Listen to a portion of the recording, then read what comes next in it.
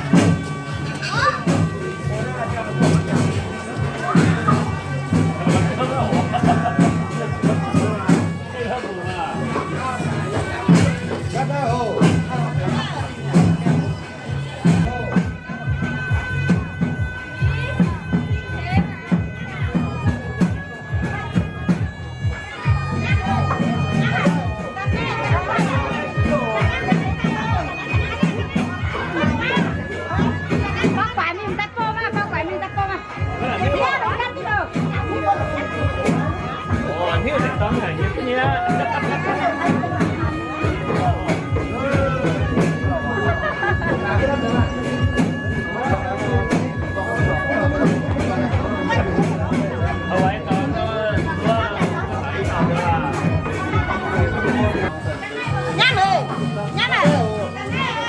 Cái này tôi nhổ.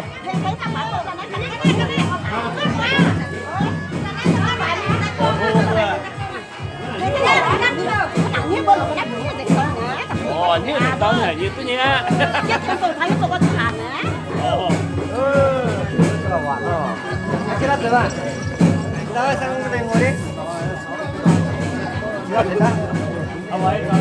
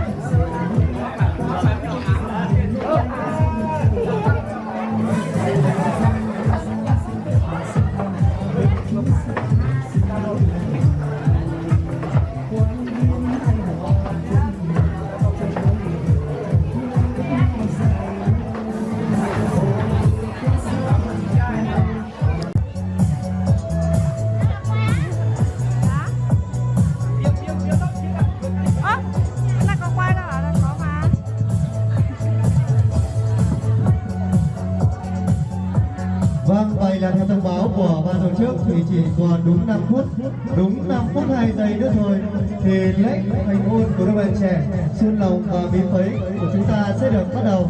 Vậy một lần nữa thay mặt cho hai bên gia đình cũng như những lời cho cô dâu và chú rể, ban tổ chức xin được trân trọng và kính mời toàn thể cô bà, các bác, các chú, các anh và các chị, chúng ta hãy cùng tay trong tay tiến vào hôn phần cưới và tìm cho mình một chỗ ngồi hợp lý nhất, thích hợp nhất để có độ quan sát nhìn thấy cô dâu và chú rể và để chứng kiến giây phút ý nghĩa nhất, đó là lễ thành hôn của chàng rể Xuân Lộc Tránh Duyên của cô dâu Bí Phấy trong buổi chiều ngày hôm nay. Xin được trân trọng và kính mời.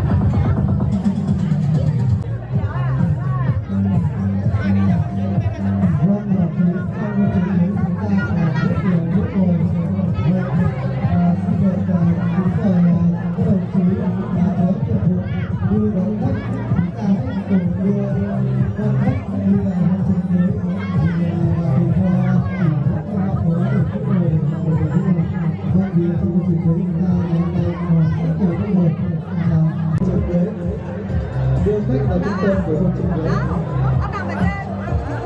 Phía trung tâm của công trình mới đã ngày mai còn rất nhiều chương trình. Ờ.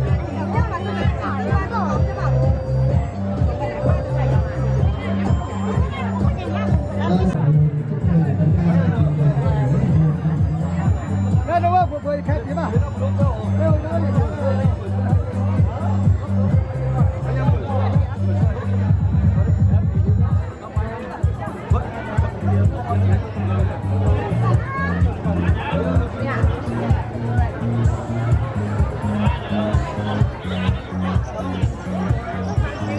Vâng, phía bạn chính cũng như là hội trường chính của chúng ta ngày hôm nay còn rất nhiều chỗ trống. Và các đồng chí cũng nhận đưa đón khách, xin mời đưa các khách vào phía hội trường chính của chúng ta ngày hôm nay. Và chúng ta có thể ngồi trực diện để cho dễ quan sát và trực diện những giây phút và khách của cô dâu như thế này.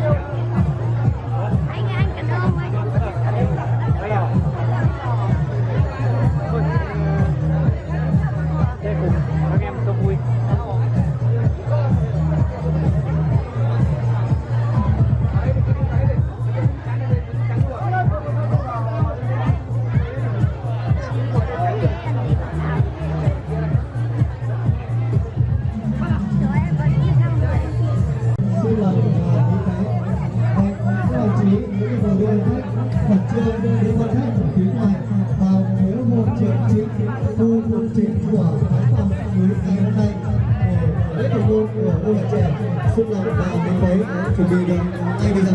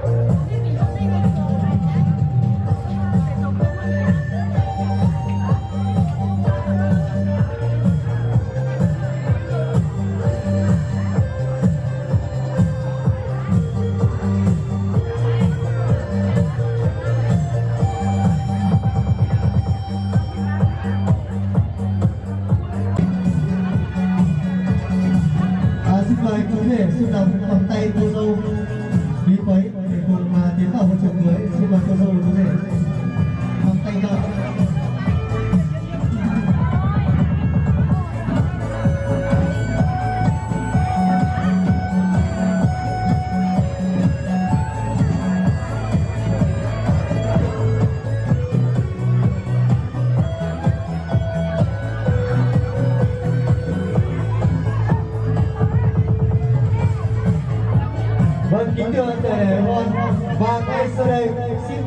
toàn thể quan khách xa gần đang có trong hội trường cưới của chúng ta ngày hôm nay, hãy cùng hướng mắt về khán phòng chính của hội trường cưới và hãy đổ một tràng vỗ tay thật lớn để cùng chào đón tôi yêu nhất chúng ta ngày hôm nay, đó là chàng rể Xuân Lộc và cô dâu Lý Lù.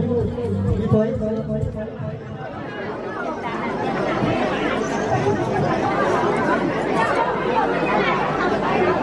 Vâng, kính thưa toàn thể hồi hôn, yêu và được yêu đó là điều tuyệt vời nhất trong cuộc đời của mỗi con người. Vâng, bởi tình yêu thì nó lại gần nhau hơn, và nhất là nó làm cho tâm hồn cái chương trình cả và đôi trái tim có chương trình gần. Vâng, và từ thuở xa xưa của loài người thì tình yêu đã xuất hiện. Trai đầu lòng thì trong ngoài đẹp đẽ, mà gái đầu lòng thì mọi điều thành thơi. Xin chúc cho anh em vợ chồng hiền thảo thủy chung, gia đình hạnh phúc, sum vầy bên nhau. Vâng, kính thưa toàn thể quý vị, và bây giờ chính là giờ phượng, giờ loan, giờ ngọc, giờ để tiếp duyên cho hai bạn trăm năm hạnh phúc trọn đời bên nhau. Vâng, cho nên người ta mới nói rằng sự yêu nhau thì như hoa và lá, mà chị em nhà thì dữ dít như một đàn chim. Lớn khôn ai mà chẳng phải đi lấy chồng, để rồi bà con cô bác họ hàng bồi bàn nam nữ cưới vui trùng và chúc vui. Và ngay sau đây xin được đỡ lời cho cô dâu và chú rể thay mặt cho hai bên gia đình ban thưởng thức trịnh trọng tuyên bố lễ thành hôn của đôi bạn trẻ Xuân Lộc và Minh Mới chính thức được bắt đầu. Một lần nữa xin cô cho một tràng pháo tay để chúc mừng hạnh phúc cho bạn trẻ tại ngày hôm nay.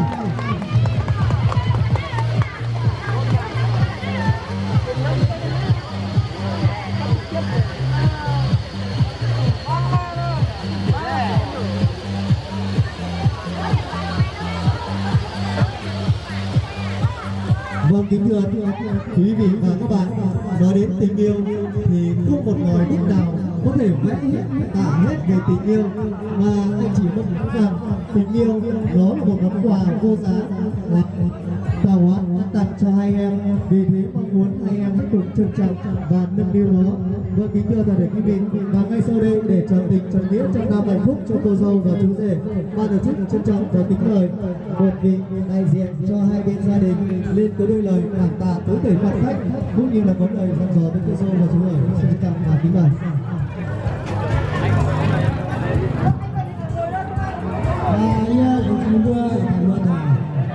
Cô yêu khác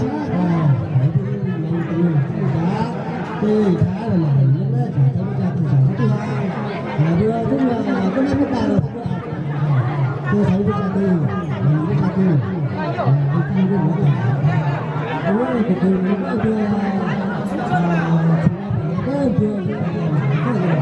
tôi hết thứ người tôi thấy bây giờ tôi làm nhiều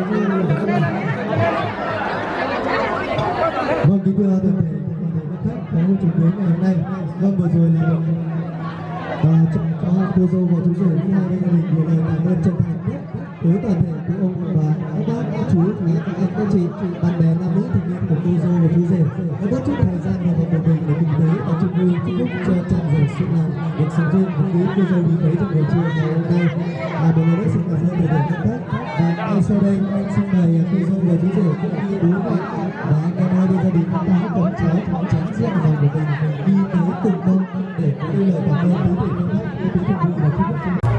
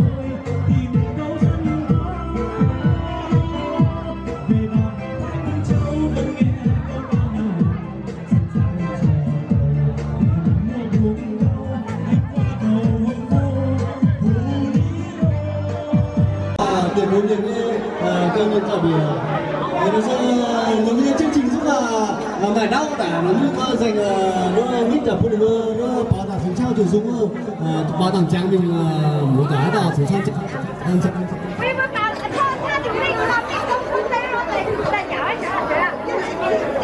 lên nha dụ ra lên